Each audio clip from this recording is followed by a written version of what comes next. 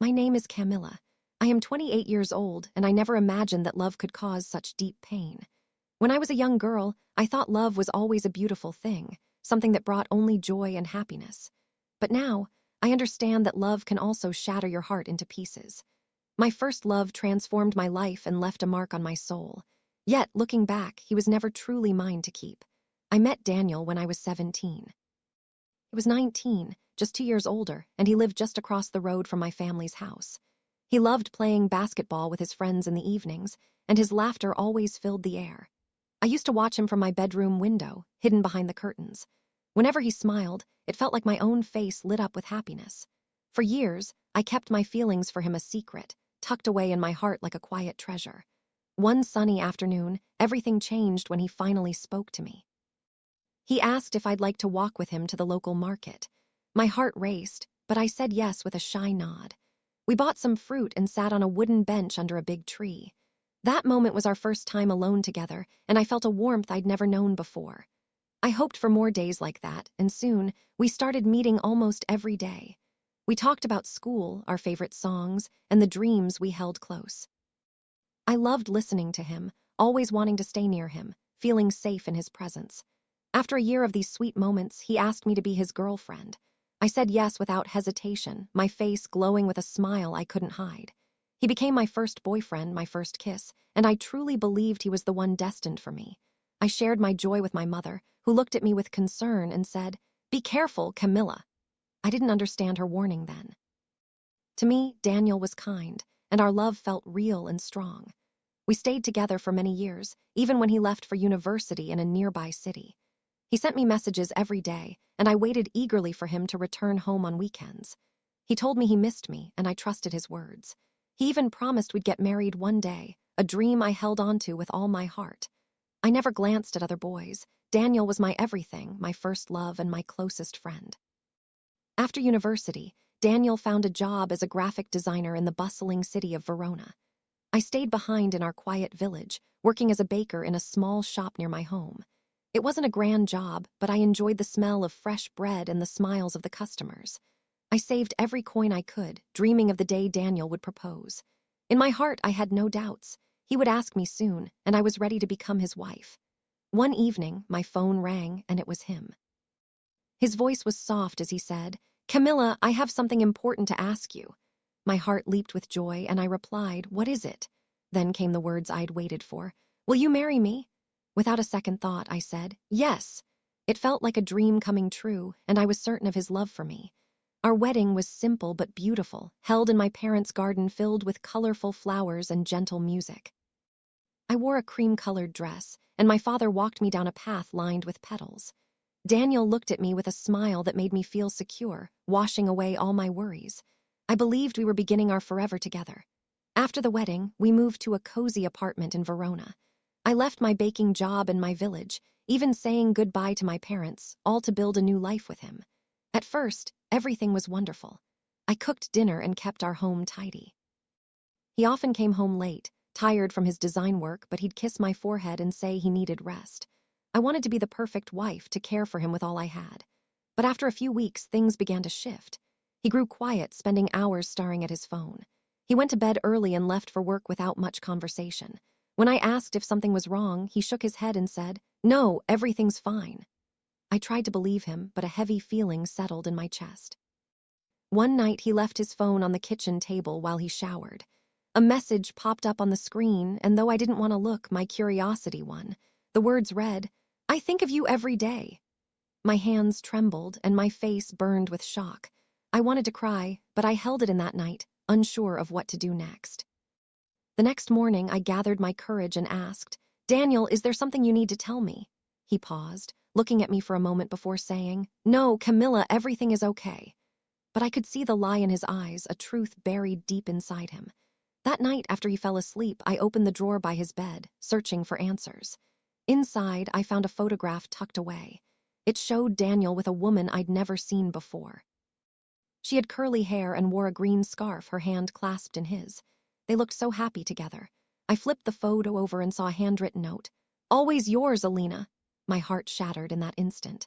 I sank to the floor, tears streaming silently down my face in the dark. I realized then he loved her. Perhaps he still did. Maybe I was never the one he truly wanted. The next morning, I acted as if nothing had changed.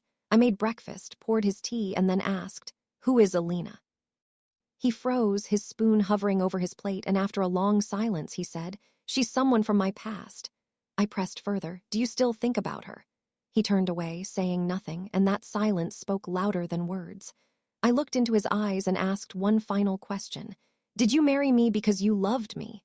His answer cut like a knife. "I wanted to try. I thought marrying you would help me forget her." I stared at my plate, unable to eat or speak, feeling like a ghost in my own life. I walked to the bedroom, closed the door, and sat on the bed for hours. I stared at my wedding ring, my hands shaking as I considered taking it off. Lying down, I replayed his words in my mind. I wanted to forget her. That was why he chose me. I had believed he was my forever, that I was special to him. But I was just a way for him to escape his past. My first love was never really mine, and I felt lost, unsure of what to do next. Before I share more, I'd love to know, where are you listening from? Knowing someone out there hears me gives me strength to go on. That day, I stayed in the bedroom, refusing food and keeping the curtains drawn. I lay there, staring at the walls and floor, too exhausted to cry anymore. My heart felt heavy, but my eyes stayed dry. I felt empty, like a shell of who I used to be. Daniel didn't knock or check on me. He stayed in the living room, watching TV and eating alone as if I didn't exist. That night, sleep eluded me. I woke often, gazing at the ceiling, haunted by the image of Alina and the love Daniel still held for her. I was his wife, but in his heart, he saw someone else. The next morning, I sat at the kitchen table, waiting for him to speak. He didn't. Finally, I asked, "Do you still love her?" His face remained calm as he replied, "I don't know." That uncertainty hurt more than a clear yes or no. It left me dangling in pain. I said, "You married me, you gave me a ring, you promised to love me." He looked down and murmured, "I tried. I wanted a fresh start, to move on." My voice trembled as I asked, "So you used me?" He stayed silent, and that silence was my answer. I stood and returned to the bedroom, tears filling my eyes as I began packing a bag. I didn't want to leave, but staying in a home without love was unbearable. Daniel appeared at the door and asked, "Where are you going?" I replied, "Back to my parents' house." He didn't protest or ask me to stay. He just stood there, silent. I waited for him to say something, anything, but he didn't. I zipped up my bag, took one last look at him, and said, "I gave you everything, but it wasn't enough because your heart was never mine." Then I walked out. The journey home felt endless. The bus ride was quiet, and I stared out the window at people laughing and living their lives. It felt like I was in a separate world, one where I no longer belonged. When I reached my parents' house, my mother opened the door, saw my tear-streaked face, and hugged me without a word. I cried in her arms like a lost child, weeping for the girl who believed in fairy tale love and the woman now broken by it. That night, I slept in my old room, surrounded by the same bed, lamp, and books from my childhood. But I wasn't the same person anymore. I was someone new, shaped by love and loss, trust and betrayal. The next morning, my father made me tea and set it before me with a gentle smile. He didn't push me to talk, and my parents gave me the space I needed. I spent days with them, walking in the garden, helping my mother bake, and reading old stories. These small acts helped me breathe again. One afternoon, I found a letter on the table with no name. I opened it and saw it was from Daniel. He wrote, "I'm sorry, Kamilla, I wasn't ready. I thought I could love again and forget her, but I was wrong. You did nothing wrong, you're kind and strong. I hope you can forgive me one day." I read it 3 times, then folded it away. I wasn't sure if forgiveness was possible yet, but I knew I had to move forward. A week later, my friend Maria visited. We hadn't spoken in a while, and her tight hug felt like home. She said, "You don't look like Kamilla." I laughed softly. "I don't feel like her either." We sat on the porch, and I poured out the story, from the wedding to the photo, the message to the silence. She listened quietly, then said, "He didn't see your value, but someone else will." When I asked, "What if I never find love again?"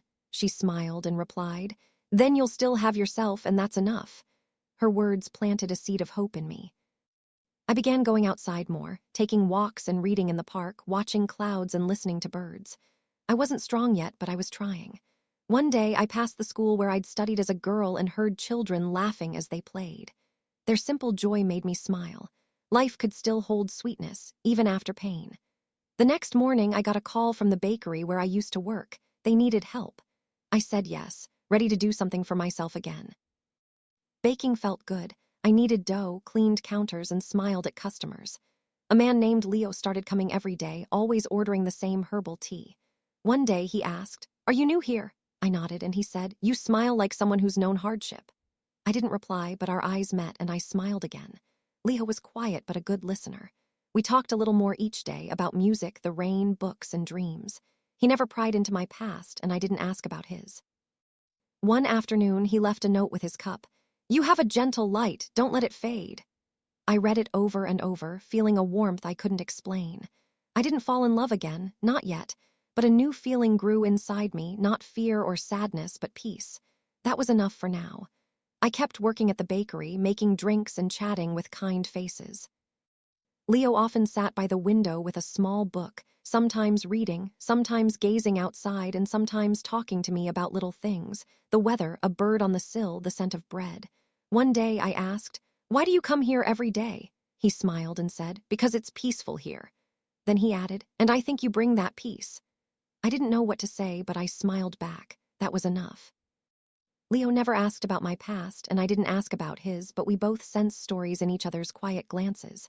Maybe we didn't need to share everything, maybe just being there was enough. One morning after work, he asked, "Would you like to take a walk?" I said yes, and we strolled through the village, passing the school, the park, and the little library. We didn't talk much, but the silence felt comfortable. After the walk, he said, "You seem stronger now."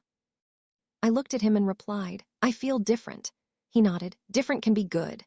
That night, I sat in my room and opened a box where my old wedding ring lay. It used to shine with promise, but now it was just metal. I closed the box without tears, feeling a sense of closure. Days later, I saw Daniel again while walking home from the market. He stood by his car, looking tired. He said, "Kamilla, can we talk?" I hesitated, then agreed. We sat on a bench under the trees, and he said, "I'm sorry for hurting you. I thought you could help me heal, but I wasn't fair." I asked, "Did you ever love me?" He sighed, "I wanted to, but maybe I loved the idea of love, not you." It stung, but I needed that truth. I said, "I loved you with all I had, but maybe it wasn't real love, just a dream." He nodded, "You were good to me. I didn't deserve you." I stood and said, "You're right, you didn't." I walked away, feeling clear, like a weight had lifted from my heart. That evening, I met Leo at the bakery again. He noticed my expression and asked, "Bad day?" I said, "No, just a true one." He smiled. "Sometimes truth is better than peace." I agreed, "Yes, even if it hurts." He didn't press for details, and I was grateful. Weeks passed, I worked, walked, and laughed more.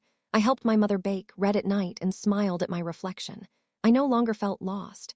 Leo and I kept meeting, and slowly I felt safe with him. He didn't rush me or demand anything. He just kept showing up, and that felt real. One day, he said, "You don't have to talk if it hurts." I replied, "It doesn't hurt like before." He smiled, "Good, you're learning to live again." I nodded, yes, and it felt new. Months later, I felt ready to move forward. I didn't know where life would lead, but I wanted to grow, to try, to love again, not someone else first, but myself.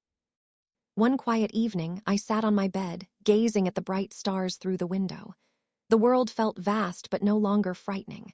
I whispered to myself, "He was my first love, but I was never his. And that's okay now because I am mine." If you enjoyed my story, please like, comment, and share. More simple and emotional tales are coming on English Learning Stories.